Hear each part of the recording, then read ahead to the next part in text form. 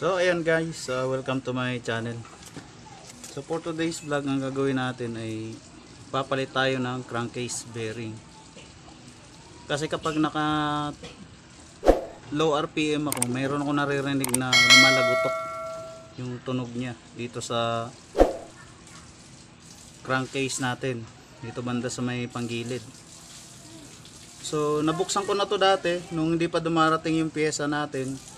So tinanggal ko tong crankcase kasi maraming pwedeng pagmula ng ingay basta dito sa CVT ng scooter. So tinanggal ko muna to. Una mong gawin is tanggalin mo tong crankcase. Tanggalin mo yung ito, yung sa starter niya. Pero bago mo tanggalin yan, paandarin mo muna. Pwede mo naman tanggalin mo na tong kanyang pinion tsaka yung niya, yung cover. Tapos paandarin mo siya nang walang crankcase, wala rin yung pinion na yon, pati yung cover niya. Ngayon obserbahan mo kung meron pa ring ingay. So pwede kasing dito manggaling sa bearing ng torque drive, yung sa male pulley niya, may dalawang bearing yun nag-iingay din yun. Or dito sa may sa may slide piece, or sa may pulley, or mismong crankcase. So pinandar ko siya, wala siyang ingay. So nung binalik ko tong crankcase, nag-iingay. So ibig sabihin nandito yung ingay sa crankcase natin. So yan, kanina dumating yung ating pyesa guys, ito. Yung in-order ko sa Shopee. So ito kasi yung pinakamurang bearing. Hindi ko nga lang alam kung tatagal. So Indo siya, sa Shopee ko in-order. 187 pesos. So dumating siya. So ngayon magpapalit tayo ng crankcase bearing ng walang kahirap-hirap. Easiest way ang gagawin natin ng pagpapalit. So paano nga ba natin gagawin madali lang ang pagpalit ng crankcase bearing ng ating Honda Beat or kahit na anong brand, mapa-Yamaha, Honda, Kawasaki o Suzuki scooters. So gagamit tayo ng ito, dumating lang din to kanina, set ng puller ng bearing puller. So ito mas padadaliin yung ating trabaho. Hindi na tayo mag-welding gaya ng ginagawa ng iba, or gumagamit ng kandila or kung ano-ano, papel. So pag ganun kasing ginagawa natin, nai-stress yung ating crankcase or pwede pa nating ma-damage yung bearing. So ang gagawin lang natin is ito, pinakamadali, mabilis. Gamit tayo ng puller ng bearing. So nabili ko lang din sa Shopee to, 500 plus. So start na tayo guys. Paliwanag ko muna sa inyo kung paano to ginagamit. Ayusin natin yung ating camera. Ayan. So kung titingnan nyo guys, may mga sizes to. Ayan. So buksan muna natin yung ating bearing para madali nyo maintindihan. So ayan, may mga sizes kasi ang diameter ng ating bearing, depende sa laki. So sa sitwasyon natin, ito ang bearing kasi natin is dalawang layer yan. Mayroon yung tanso at saka mayroon yung mismong bearing niya. So ang mangyayari nito, dalawa yung gagamitin natin. Isa dito sa tanso, itong maliit na to, ito muna ang gagamitin natin.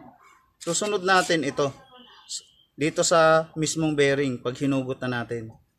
Ngayon, paano ba ginagamit to? Ganito ang paggamit ito guys ng puller na to. Kasi baka bumili kayo, pagdating mahirapan kayo kung paano gamitin. So ngayon, ang puller natin may dalawang klase yan. Ayan. Ito kasi pang malaki, panlang malaking bearing. Ito pang medium at saka small na bearings. Ngayon, ang gagawin natin, meron siyang ito yung stopper mo, itong bilog na to. So dito siya nilalagay guys. Ayan. Papasok mo siya dito. So stopper yan dito. Ngayon, ito namang mga pinakabala niya, meron niyang ano dito, may spline yan or yung thread. So ang purpose nito guys, ipapasok mo siya dito. Ayan, para bumuka. So gamitin natin yung maliit para madaling i-demo. So ayan guys. So for example, dito sa maliit na to, ang ginagawa kasi nitong bearing puller na to para mahugot mo yung bearing. Ipapasok mo siya doon sa loob. Kung makikita mo yung tip niya, meron siyang pinakangipin. So pag naipasok mo siya sa loob, so pag lumampas na siya, ganito na itsura niya sa ilalim. So ngayon, ang gagawin mo, kailangan mo lang mapabuka siya para mahugot mo yung bearing. So paano mo siya mapapabuka? Gamit ito. So papasok mo siya dyan. Then iikutin mo lang to. Kukuha ka ng stopper. So kuha tayo ng stopper. Maghanap tayo ng kasize nito. Pinaka-stopper niya. So yan guys, dalawang stage kasi yan. Pabubukayin mo muna siya gamit ito. Itong rod na to na may spline para bumuka to. Gagamitan mo ng stopper yan din. Iikutin mo rito. So ganito mangyayari yan guys. So since naipasok mo na to sa bearing, itong pinakasakit mo, yung bala niya. So kuha ka ng stopper. Bala ka na open close wrench or marami pwedeng gamitin or adjustable. So iikutin mo siya rito. Ayan. Kailangan mapabuka mo siya. So gagamitan mo ng konting puwersa, ayan. Yan. Pag bumuka na yung ilalim niyan, pwede mo nang i-pull yan gamit yung yung pinaka bilog. So ayan guys, bumuka na siya. So gaganon-ganonin mo yan So pagka ganyan, bumuka na. Kung makikita mo sa ilalim, ganyan ang itsura niya guys. So ngayon, pwede niya nang mahugot yung bearing.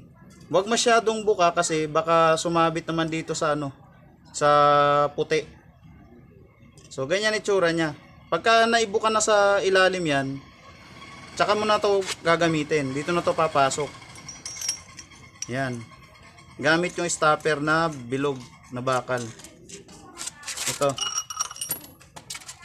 So makikita nyo rin to gagawin natin to, hugutin natin yung bearing ko So ganyan lang, pinapakita ko lang sa inyo paano siya gagamitin. So pag nakabuka na to sa ilalim, dito naman kayo, kuha kayo ng stopper. Tapos ito naman ang pipihitin nyo para hilahin na yung bearing. So ganun lang guys. So start na tayo.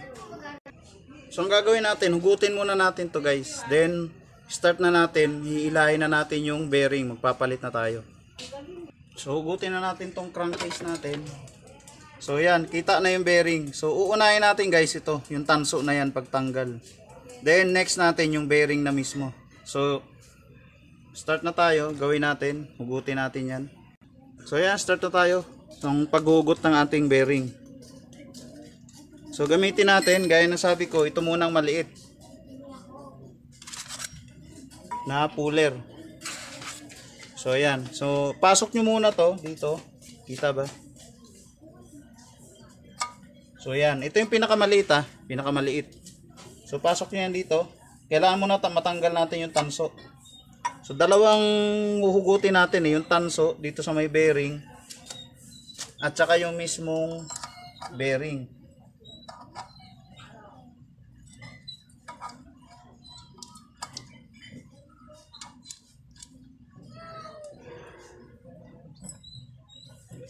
Kailangan na natin na stopper. Then ikutin na natin. Pabubukayin lang natin sa ilalim para mahugot natin. Hindi mo kasi siya mahugot pag hindi bumuka.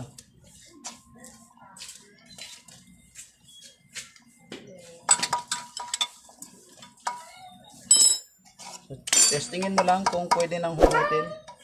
So dagdag pa tayo ng konti para sigurado. Baka dumulas, baka masira yung ating puller. Dagdag din tayo ng konting buka.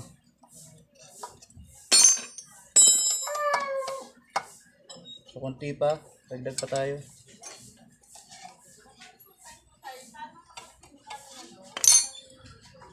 So yan, hugutin na natin mismong bearing. So gagamit tayo ng pinaka-stopper niya dito. So masyadong malaki, hanap tayo na mas maliit. So pwede naman pala itong sa malaki. So itong sa malaki ang gagamitin natin para mahugot natin yung tanso. So ingat lang kayo guys kasi 0-0 yung pagitan, baka dumulas, masira yung ating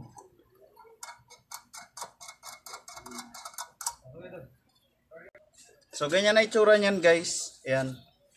Ng ating puller. So kung meron kayong mahanap na bilog na stable yung stopper, mas maganda. So hugutin muna natin yung maliit, yung tanso.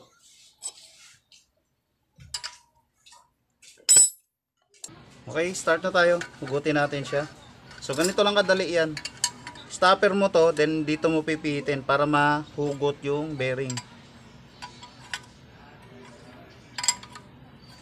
So tuloy-tuloy lang hanggang mahugot mo yung tanso. So yun, pumitik na. So ibig sabihin nahugot to siya. Tuloy-tuloy mo lang. Pag lumambot na, ibig sabihin nahugot na yung tanso sa gitna. Then susunod natin yung bearing mismo.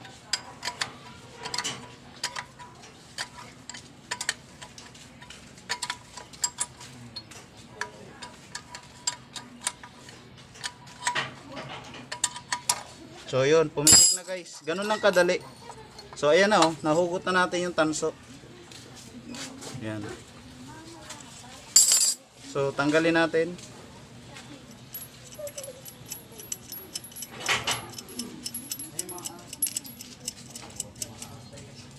So ayan, nahugot na natin. So tanggalin lang natin yung tanso. So paluwagan natin, balik natin sa dati para mahugot natin yung tanso na yan. So ayan, stopper mo lang dito sa may pinaka ano niya, bala niya. So dalawang stage kasi yan. Isa dito sa may mismong panghugot ng bearing, tapos isa dito sa pangbuka para mahugot niya yun sa ilalim. So ganun lang, pagka tatanggalin mo na dito, dito lang ikutin mo lang to. So ayan, nakuha na natin. So ayan, nakuha na natin yung tanso guys. So ito yung tanso niya. So ito yung ginamit natin. Then next natin is itong bearing mismo. So yung bearing na yan, meron niyang circlip. Tanggalin muna natin yung circlip gamit to. Itong snip ano na to, pliers. So ayan guys, nahugot na natin yung circlip. Medyo wala pa kasi tayong talagang panghugot. So dumulas siya ng dumulas. So, pero nahugot pa rin natin. So ayan, lagay muna natin dyan. Ito yung ano niya, yung tanso. So huhugutin na natin ngayon yung mismong bearing. So kukuha tayo ng ganito na pang kasya dyan. So ito, gagamitin natin. At saka ito. So isusukat muna natin. So masyado siyang maliit. Palit tayo ng iba. Susukatin nyo dapat yung saktong-sakto. So ito pwede to. Ito masyado nang malaki to. So ito yung sakto guys. So may mga sukat kasi yan. Yung mga puller natin. So gaya ng tinuro ko nung una, ipasok muna natin to doon para bumuka yan. Ayan, pabubukay muna natin guys. So gamit tayo ng stopper 17. Tapos dito pang pihit para mahugot natin yung bearing. So ito yung pampihit natin, yung ating alin. So pag bukang-buka na yan, kumapit na, pwede na nating hugutin.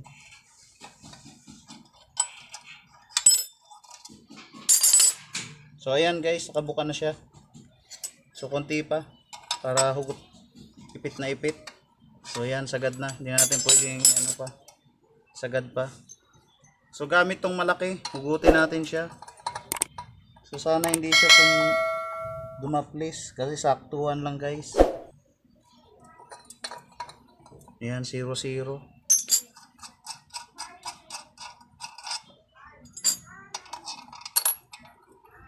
So ayan.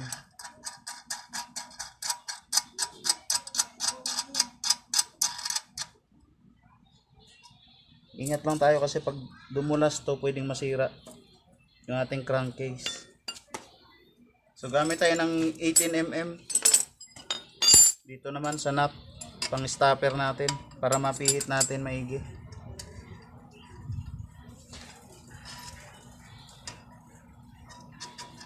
So yan. Hugutin na natin unti-unti ang ating bearing. So puller lang ang katapat guys para madaling hugutin yung bearing. Hindi na tayo mahirapan. So sa Shopee lang to nabibili guys, murang-mura lang, 500 plus. So depende sa seller. Mayroong tag 600.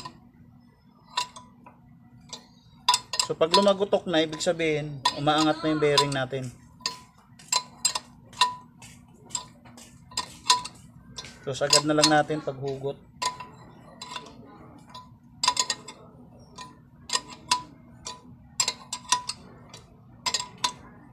So nakikita ko na siya, nandito na sa taas. Tuloy-tuloy lang. Pag malambot na, yun na yun. Nahugot na natin yung bearing. So gaya niya, malambot na guys. So nandito na yan. So yun, ganun lang siya kadali guys, sugutin yung ating bearing. So walang kahirap-hirap. Then tanggalin natin, i-release na natin.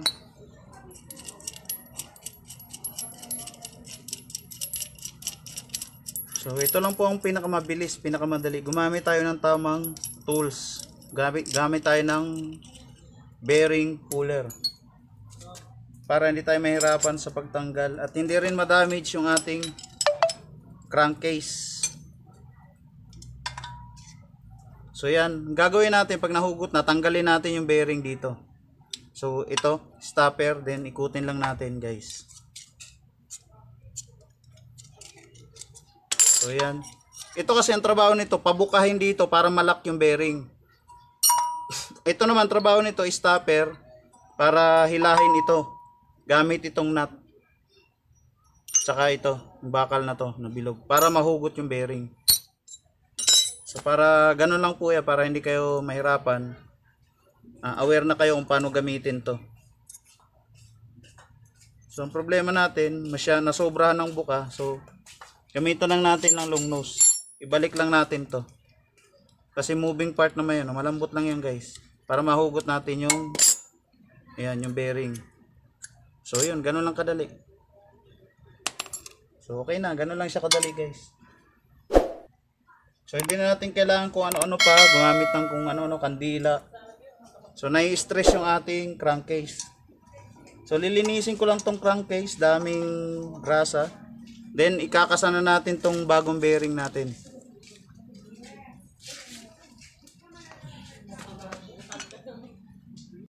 So ito na guys. Ibabalik na natin yung bearing. So gagamitin ko pa rin yung lumang bearing niya para pantay yung palo natin.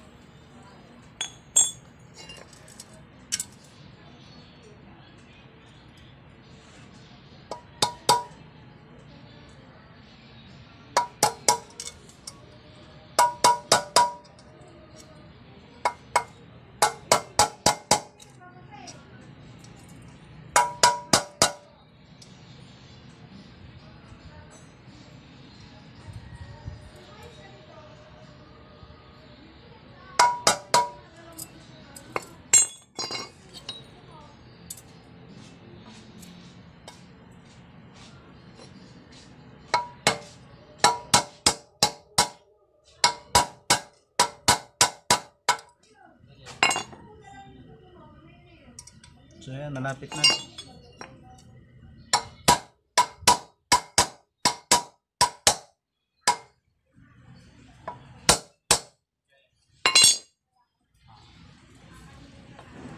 So, yun lang, nasobrahan. Yan natin yung lumang bearing. So yan guys, konting baon na lang to. Kasi nandoon na yung ano. Tandaan lagi guys, pag tayo ay nagbabalik ng bearing, ang titirahin natin yun, yung nasa hulihan. Huwag tong nasa gitna. Kasi madadamage yung bearing natin. So ito, parati yung nasa gilid. So hanap na lang tayo ng mas try ko tong flat screw ko. So konting baon na lang yan guys.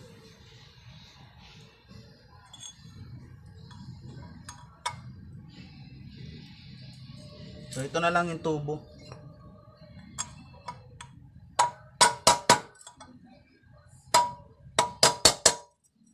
Pag lumabas na yung groove, pwede na yan.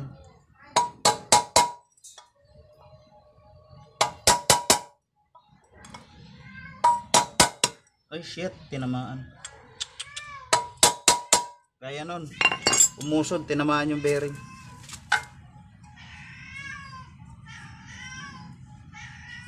Na disgrasya. So tingnan natin kung pwede pa.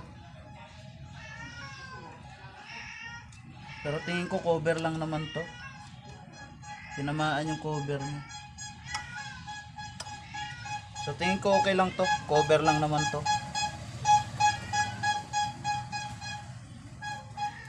So yun, ingat lang tayo guys sa pagbabalik.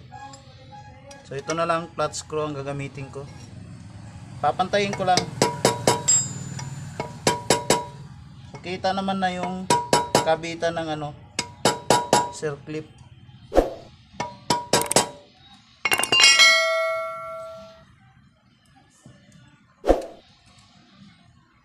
So yun guys, pagkita na yung lagayan ng circlip, pwede na yan.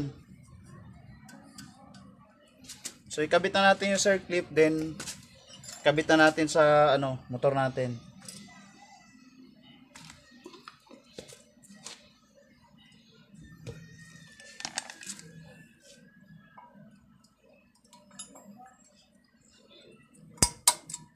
So kaya kailangan ko na talaga bumili ng yung screw na pang dito, mga circlip mismo, para hindi tayo hirap sa pagbabalik nitong circlip niya. Ito kasi yung lock niya, yung circlip. Kaya kailangan nakasiksik to doon. Hindi pwedeng nasa labas to. Dito maibalik, kailangan maibalik siya.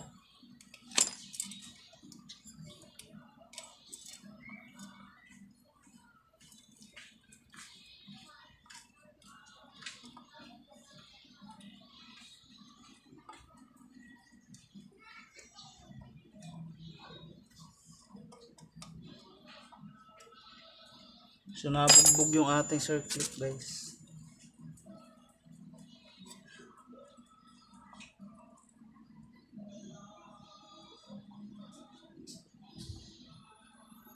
So pero nakabaon naman siya, so pwede na yan. Tetestingin na natin. So ikabit na natin to doon sa ating motor. So kailangan guys, pagka meron kayo yung tamang panghugot nito. So ito kasi mumurahin lang to, bili ko eh. So bili na lang kayo ng mas maganda para stable yung nyo pagkabit. So ikakabit ko na siya, then ititest natin.